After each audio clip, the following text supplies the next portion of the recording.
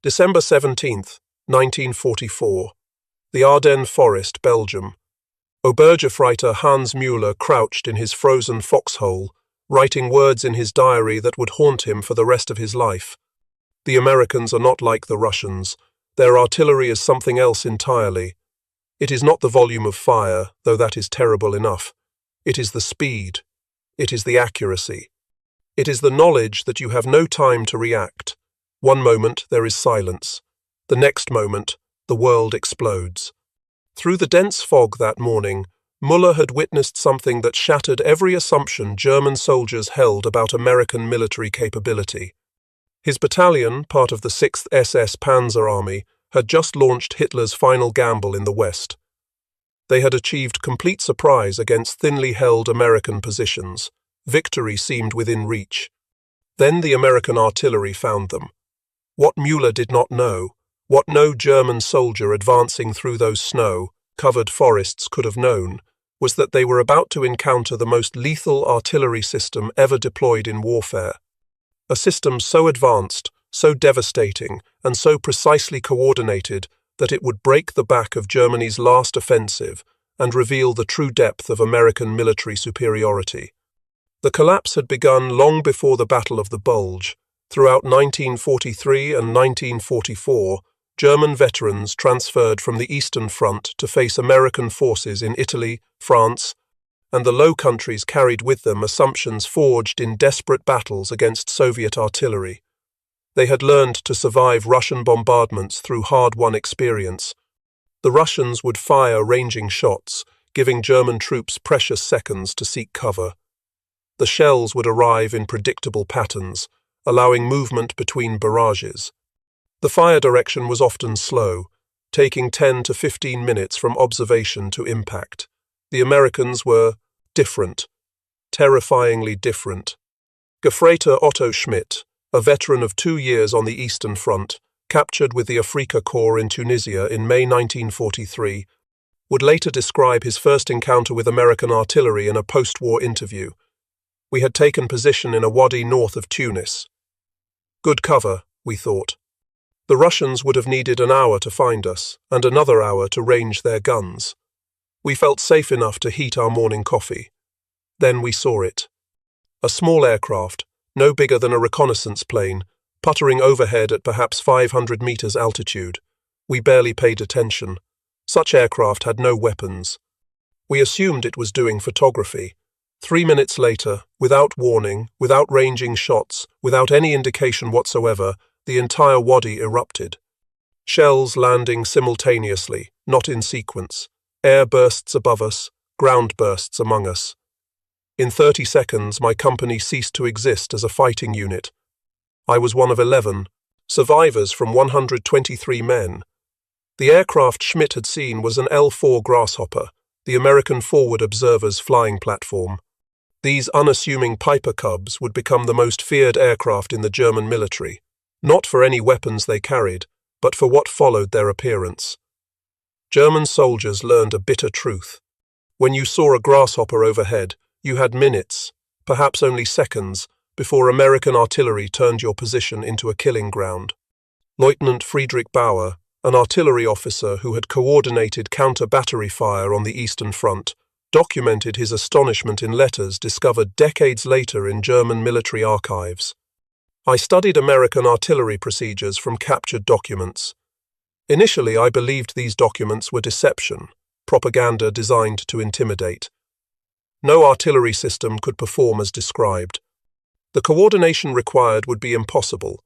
Then I witnessed it myself near Salerno. An Ampriti, American Grasshopper, appeared. We tracked it, preparing to displace our guns as standard procedure. Before we could move, before we had even computed firing data for counter-battery fire, American shells were landing on our position. Not random fire, not area saturation, precise fire on each gun. They had calculated firing solutions, coordinated multiple batteries at different ranges, and delivered simultaneous fire in less time than it took our own forward observers to radio map coordinates to our fire direction center. The secret to American artillery superiority lay not in a single innovation, but in a comprehensive system that integrated technology, training, and industrial capacity at a level Germany could never match. The foundation was the Fire Direction Center, a concept that revolutionized artillery employment, where German artillery batteries calculated firing solutions individually. American batteries fed all data to a central fire direction center that could coordinate fire from dozens of batteries simultaneously. The FDC system depended on pre-computed firing tables. In offices across the United States, rooms full of women worked with mechanical calculators, slide rules, and logarithm tables, computing firing solutions for every conceivable combination of variables. Wind speed and direction, temperature, humidity, barrel wear, propellant temperature, altitude differences between gun and target. These tables, printed in books small enough to carry in a map case, allowed American fire direction officers to calculate precise firing solutions in minutes rather than hours. Hauptmann Werner Hoffmann, a mathematics professor conscripted into the Wehrmacht artillery, examined captured American firing tables after the war. His analysis, preserved in German military records, revealed his stunned appreciation. These tables represent years of computational work. Thousands of hours on mechanical calculators. They had computed solutions for every variable we might encounter in the field. Our own firing tables were crude by comparison, requiring extensive field calculations for each mission. The Americans had done the mathematics in advance. In the field, they simply looked up the answer. But tables alone could not explain American artillery's devastating effectiveness. The true revolution was time on target, a firing technique so advanced that few nations possessed the capability to execute it. Time on target, universally known as TOT, coordinated artillery fire, so that shells from multiple batteries, fired at different times based on their distance from the target, arrived simultaneously within a 3-second window. The effect was catastrophic. German soldiers experienced no warning, no ranging shots, no gradual build-up of fire. One instant, silence. The next instant, dozens of shells detonating simultaneously. Troops in the open, whose survival against conventional artillery depended on dropping prone at the first explosion, had no time to react. Studies conducted after the war revealed that 66% of artillery casualties occurred in the first few seconds of a barrage. Time on target maximized casualties by eliminating warning. Stabsfeldwebel Kurt Zimmermann, who survived TOT strikes during the Battle of the Bulge, wrote in his diary, discovered by American forces in a captured command post. It is not artillery as we understand it. It is something new. You hear nothing. Then the world ends. Every shell arrives in the same second. The air bursts kill men who would survive ground bursts. The ground bursts kill men who would survive air bursts. There is no time to dive for cover, no time to reach a hole, no time even to drop flat. You are simply alive one moment and wounded or dead the next. The speed of American artillery response shocked German commanders. German artillery, considered among the world's best, could deliver fire in 8 to 10 minutes under ideal conditions. American artillery routinely delivered accurate fire in 3 minutes. This speed derived from multiple factors. American forward observers used new FM radios that provided clear, static, free communication. German forces still relied primarily on AM radios plagued by interference. American radios were also far more numerous. Every infantry battalion had multiple radio-equipped forward observers. German battalions typically had 1 or 2 radios, often shared between units. The forward observers themselves represented another American advantage. German forward observers were artillery officers, often lacking infantry training or experience. American forward observers were specially trained personnel who understood both artillery and infantry tactics. They moved with infantry units, lived with infantry soldiers, and coordinated fire as an integrated part of combined arms operations. Moreover, American artillery observers could call upon an entire corps artillery, not just their own battalion. The system allowed a single forward observer to coordinate fire from dozens of batteries within minutes. A lieutenant calling for fire support could bring down the weight of metal equivalent to a small airstrike, delivered more accurately and more rapidly than any air support could provide. Oberst Heinrich Müller, commander of an infantry regiment destroyed near Saint-Lô in July 1944, documented this capability in his final report. A single American infantry company, surrounded in a village, held my entire regiment for 6 hours. Every time we attempted to assault, artillery fire drove us back. Not from one battery, but from what seemed like dozens of batteries.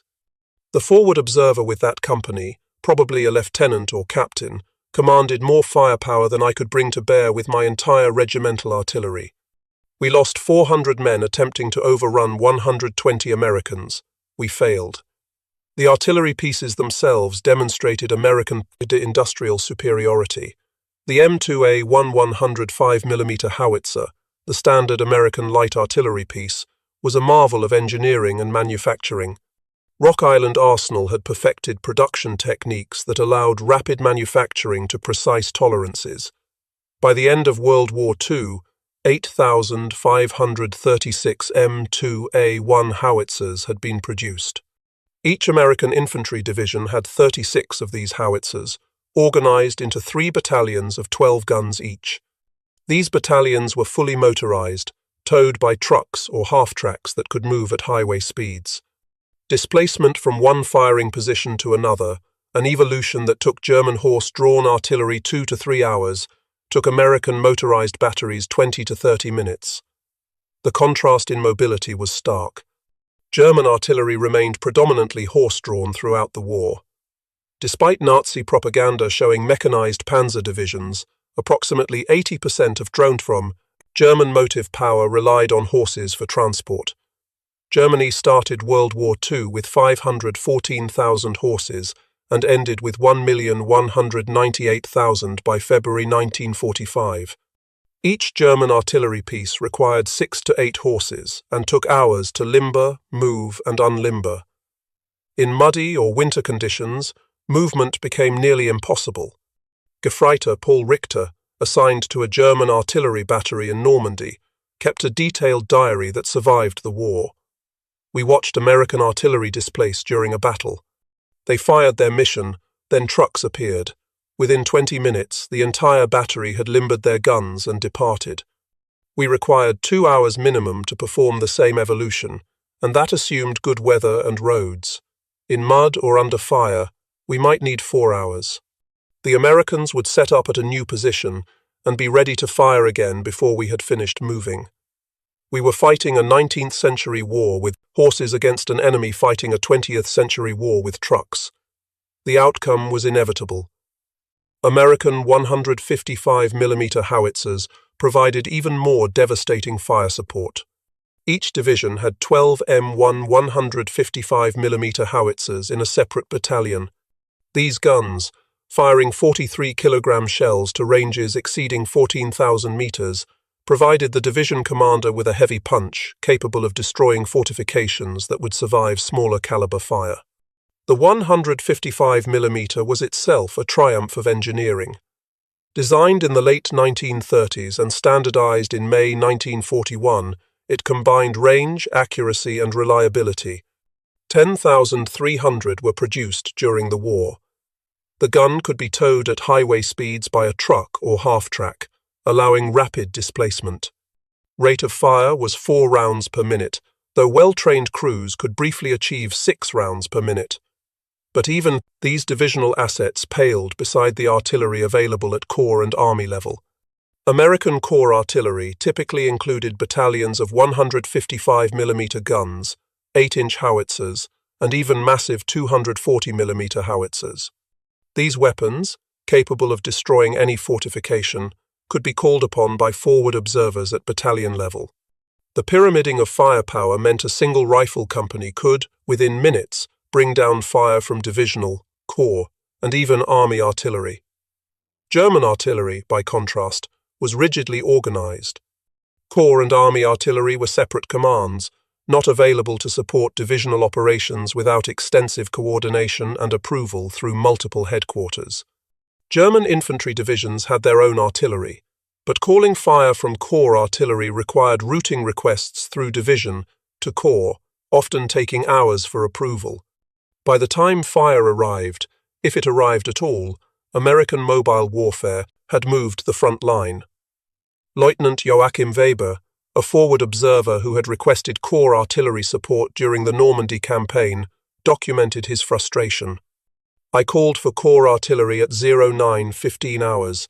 The enemy was massing tanks for an assault on our position. I provided exact coordinates, described the target, explained the tactical situation. At 13:30 hours, 4 hours later, I finally received fire, 3 salvos. By that time, the American tanks had completed their attack and withdrawn. Our position was overrun. I survived only by luck. The corps artillery, which might have saved us, arrived too late to matter. The technical sophistication of American artillery extended to the ammunition itself. While Germany struggled with propellant shortages and inconsistent shell production, American industry delivered ammunition in seemingly unlimited quantities, manufactured to precise specifications that ensured consistent performance. More significantly, the Americans deployed the variable time fuse, the VT fuse, a technological marvel that would prove decisive. The VT fuse, also called the proximity fuse, contained a miniature radar transmitter and receiver in the nose of the artillery shell. The transmitter broadcast a radio signal. When the shell approached the ground or any object, the reflected signal triggered detonation. The result was a shell that exploded at optimal height for maximum lethality, typically 10 to 20 meters above the ground. The VT fuse transformed artillery effectiveness. Conventional time fuses required calculating the precise time to target, then setting the fuse accordingly. Wind, temperature, barrel wear, all affected shell flight time. Even small errors meant shells exploding too high or burying themselves in the ground before detonation. The VT fuse eliminated these variables, guaranteeing optimal airburst regardless of conditions. The VT fuse had first been used in combat by the USS Helena on January 5, 1943, shooting down a Japanese dive bomber off Guadalcanal with only 2 to 3 salvos. Throughout 1943 and 1944, VT fuses proved devastatingly effective in naval anti-aircraft operations and against V-1 flying bombs over England. However, concerns about the technology falling into German hands prevented its use in ground artillery over Europe. General Dwight Eisenhower personally requested permission to employ VT fuses during the Battle of the Bulge, arguing that their effectiveness justified the security risk. The Pentagon initially refused, but Eisenhower protested vehemently. Formal authorization came on December 19 through 21, 1944, shortly after the German offensive began. This marked the first use of VT fuses against ground troops in the European theatre. The decision proved correct. VT-fused shells devastated German formations caught in the open during the Ardennes offensive. Naval anti-aircraft tests had shown VT fuses were 3 to 4 times more effective than conventional fuses. Against V-1 flying bombs, VT fuses destroyed 79% of all incoming targets. The lethal fragment area was 3,000 square feet versus 60 square feet for conventional fuses. Some estimates suggested VT fuses increased artillery effectiveness by 200 to 700%. Troops who had learned to survive conventional artillery by seeking any depression in the ground discovered that VT fuses negated such cover. The shells exploded above them, showering downward with deadly fragments that struck men prone in shallow holes. Obergefreiter Hans Müller, whose diary opened this account, survived a VT fuse barrage and recorded his experience. "We had learned on the Eastern Front to go flat at the first explosion. Even shallow depressions offered protection from fragments traveling horizontally. But these shells, these demon shells as we called them, exploded above us. The fragments came down like rain. Men in foxholes, men who should have been protected, were killed by fragments that fell vertically. There was no defense except deep bunkers, and we had no time to dig deep bunkers. We simply died. The psychological impact of VT fuses compounded their physical effects. German soldiers, trained to respond to artillery by seeking cover, found their training irrelevant. The knowledge that no cover short of overhead protection would save them induced paralysis. Some units refused to leave defensive positions, even under direct orders, because movement in the open meant certain death if American artillery engaged them. Hauptmann Friedrich Bauer documented a near mutiny in his unit during the final weeks of the Ardennes offensive. My company was ordered to attack an American position 300 meters distant. The men refused. They had seen what American artillery did to troops in the open, especially with cumbrous, these new fuses that burst in air. I tried to explain that we would die anyway if we did not attack, that the Americans would eventually overrun our position. The men would not move. They preferred the possibility of capture to the certainty of death under American artillery fire. The industrial capacity that produced American artillery and ammunition in such quantities represented another dimension of superiority that German soldiers could not comprehend. Rock Island Arsenal alone produced over 10,105 mm howitzers. Multiple factories produced 155 mm howitzers and heavier weapons. Shell production reached staggering levels throughout the war. German production, hampered by Allied bombing, resource shortages, and inefficient allocation of industrial capacity, never approached American levels.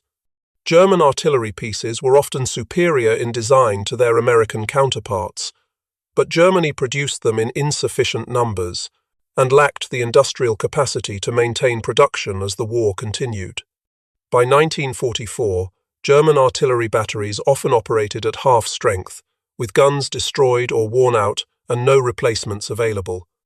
More critically, German ammunition production could not sustain intensive operations. German artillery batteries were often limited to minimal daily allowances, sometimes as few as 2 to 3 shells per gun per day.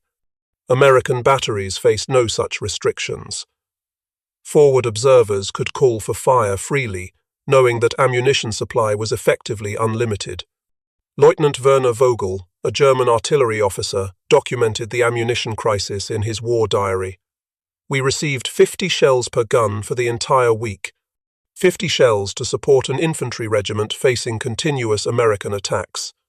I was required to justify each fire mission to battalion, explaining why this particular target merited expenditure of irreplaceable ammunition. Meanwhile, American artillery fired thousands of shells daily, with no apparent concern for conservation. We fought a poor man's war against a rich man's enemy. The disparity in ammunition supply manifested in tactical doctrine.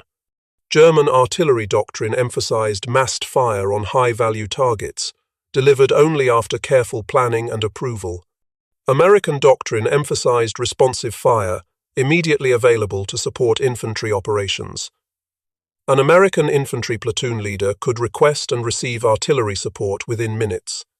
A German platoon leader might wait hours for fire, if he received any at all. The logistics of ammunition supply further highlighted American advantages. American artillery was fully motorized, supplied by truck convoys that could deliver thousands of shells to forward positions within hours. German artillery, horse-drawn and often dependent on rail transport for long-distance movement, struggled to maintain adequate forward stocks.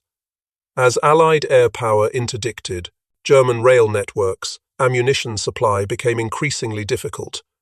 American logistics also benefited from standardization.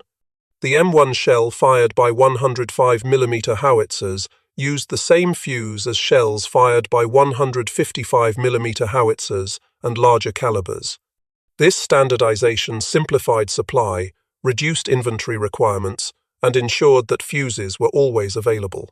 German ammunition production, plagued by multiple fuse designs and caliber variants, suffered chronic shortages of specific components, even when overall production remained adequate. The superiority of American artillery created a cascading effect on German tactical options. German commanders, knowing that massing forces would draw devastating artillery fire, dispersed their units. But dispersed units lacked combat power, and could be defeated piecemeal. Concentrated forces could generate combat power, but became targets for American artillery. Either choice led to defeat. The Ardennes Offensive, Germany's final major attack in the West, demonstrated these dynamics with brutal clarity. German planning depended on fog and overcast weather to neutralize American air power. The planners correctly assessed that American aircraft could not operate in bad weather. They failed to understand that American artillery did not require good weather. During the opening days of the offensive, German armored and infantry divisions achieved significant penetrations against surprised American forces. Over 200,000 German troops and approximately 1,000 tanks launched the initial assault on December 16, 1944. Then American artillery found them. Lacking the mobility to rapidly displace when taken under fire, German horse-drawn artillery batteries were destroyed in place. Lacking the ammunition reserves to engage in sustained counter-battery fire, German guns fell silent while American guns continued to fire. Stabsfeld-Webel-Kurt, Zimmermann, whose diary provides extensive detail on German artillery operations during the Bulge, recorded the disparity. Our battery was located in woods south of St. Vith. We had 50 shells per gun, our entire allocation for the operation. We fired a mission in support of our infantry. Within 10 minutes, American counter-battery fire destroyed 3 of our 6 guns and killed most of the horses. We attempted to displace the remaining guns but lacked horses to move them. We abandoned the guns and withdrew on foot. This was the pattern across the entire front. Our artillery was silenced while American artillery continued to fire without pause. At Bastogne, American artillery ammunition was actually restricted to only 10 rounds per gun per day on December 22nd due to shortages. Despite this constraint, American artillery proved decisive in breaking German attacks around the surrounded town. When the weather cleared after Christmas, supply resumed, and American artillery fire intensified dramatically. During the entire Bulge campaign, 4,155 American guns fired 1,255,000 artillery rounds. German units that had penetrated 50 kilometers into American lines found themselves trapped, surrounded by American forces that could call upon unlimited artillery support once resupply resumed. Oberst Heinrich Müller, whose regiment had been destroyed at St. Lo 6 months earlier, commanded a replacement regiment during the Bulge. His final report, written in a prisoner of war camp after his capture in January 1945, provides a stark assessment. We were defeated by American artillery before we were defeated by American infantry or armor. Every movement we made was observed by their aircraft and engaged by their artillery. Every concentration of forces was broken up by artillery fire before we could attack. Every defensive position was smashed by artillery before their infantry, assaulted.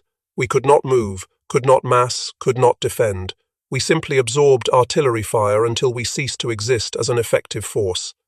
The offensive, planned to drive through to Antwerp and split Allied armies, stalled after less than a week, broken primarily by American artillery. Units that began the offensive at full strength ended it with 30 to 40% casualties, with artillery fire accounting for the majority of losses. The lessons learned by German soldiers who survived American artillery came too late to change the war's outcome. Those captured and sent to prisoner of war camps in the United States discovered that the artillery system that had destroyed their units represented just one aspect of American military capability. The industrial capacity that produced tens of thousands of artillery pieces and millions of shells was the same capacity producing tanks, aircraft, trucks, and every other implement of war in quantities that dwarfed German production. Gefreiter Otto Schmidt, captured in Tunisia and held at a camp in Texas, wrote in a letter that passed American censors, "I have seen American industry. I have watched trains carrying artillery pieces, hundreds of them, moving toward ports for shipment overseas.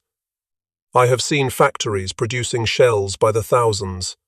The Americans defeated us not through superior tactics or superior soldiers, though their tactics were good and their soldiers brave. They defeated us through sheer industrial might. They could afford to fire 100 shells where we fired 1.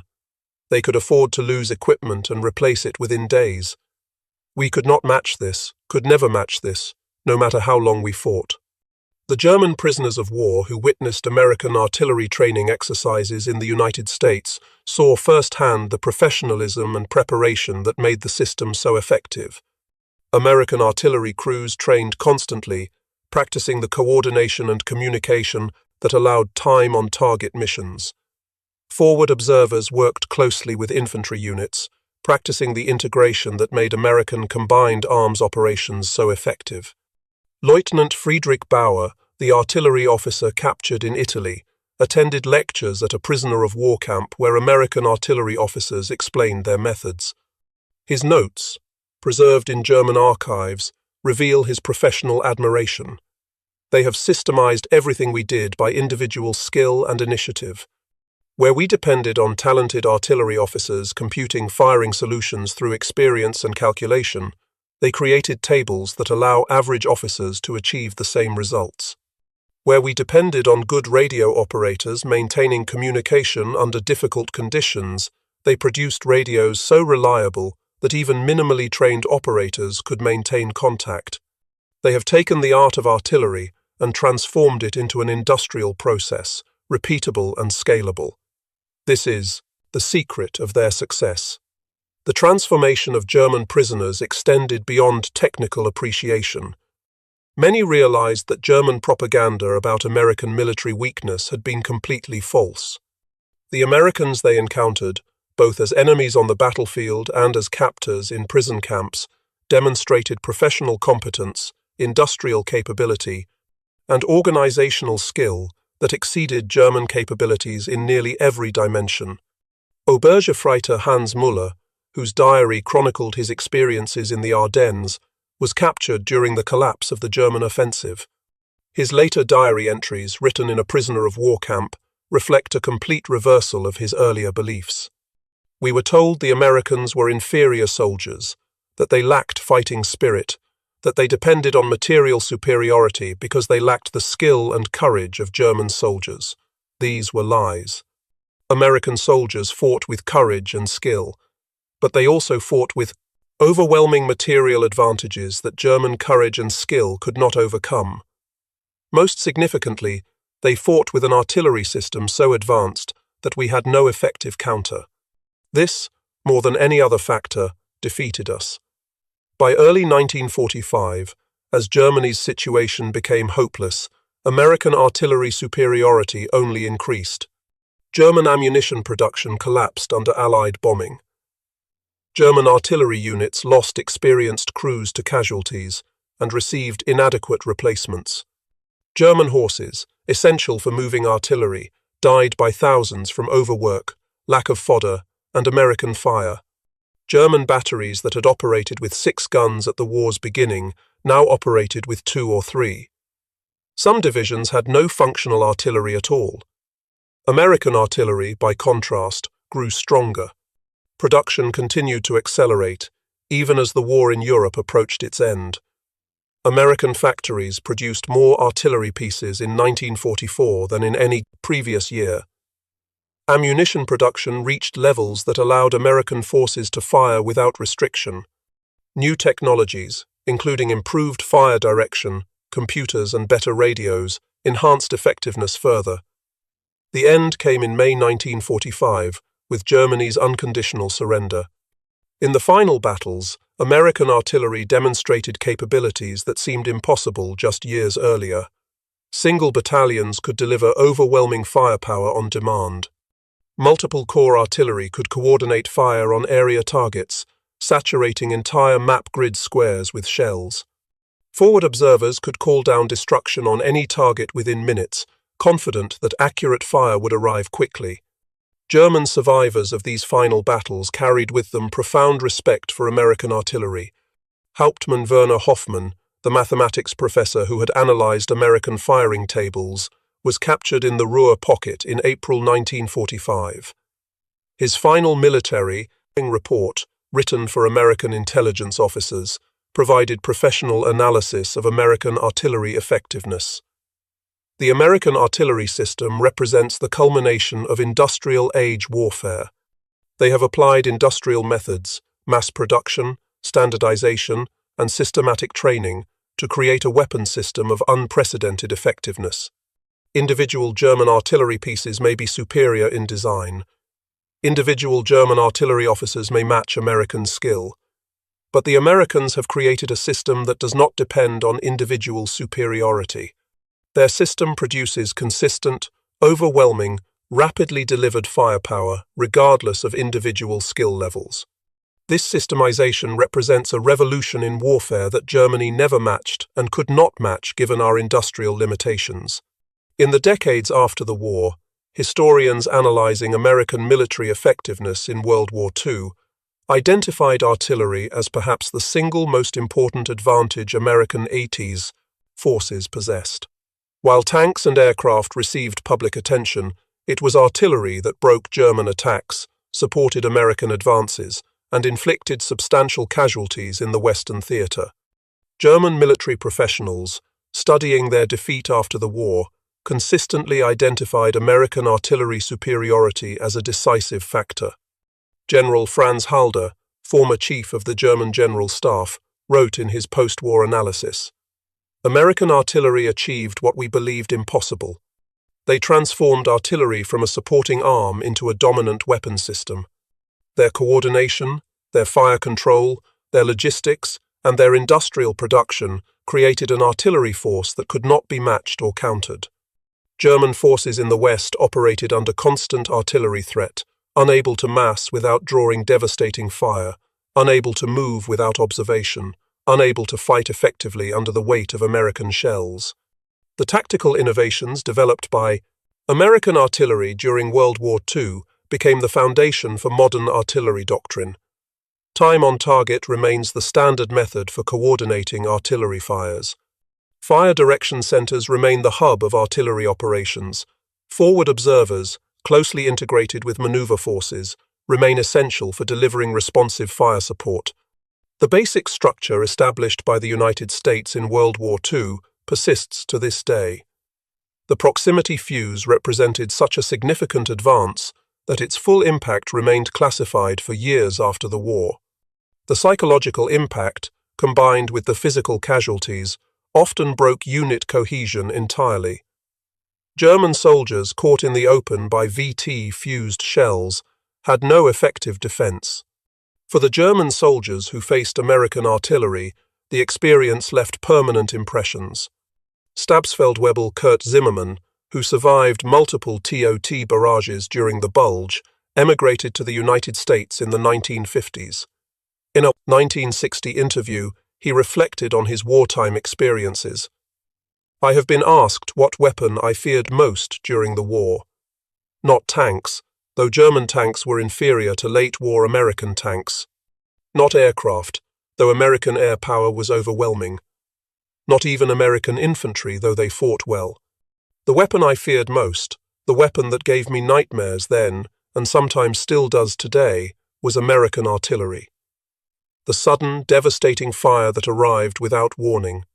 The knowledge that you might die without ever seeing your enemy, killed by shells fired from guns kilometers away. This was true terror. The story of German soldiers and American artillery is ultimately a story about the transformation of warfare in the industrial age. Individual courage and tactical skill remained important, but they were overshadowed by industrial production, systematic training, and organizational efficiency. The Americans had created a system that amplified the capabilities of average soldiers, making them more effective than exceptional German soldiers fighting with inferior systems and inadequate support. The artillery that broke German forces in World War II was not the product of a single innovation or a brilliant individual. It was the product of systematic analysis, industrial application, comprehensive training, and abundant resources. It represented American military power at its most effective, using industrial capacity and organizational skill to create overwhelming combat power. For the German soldiers who faced this system, the experience was transformative. They entered the war believing in German superiority.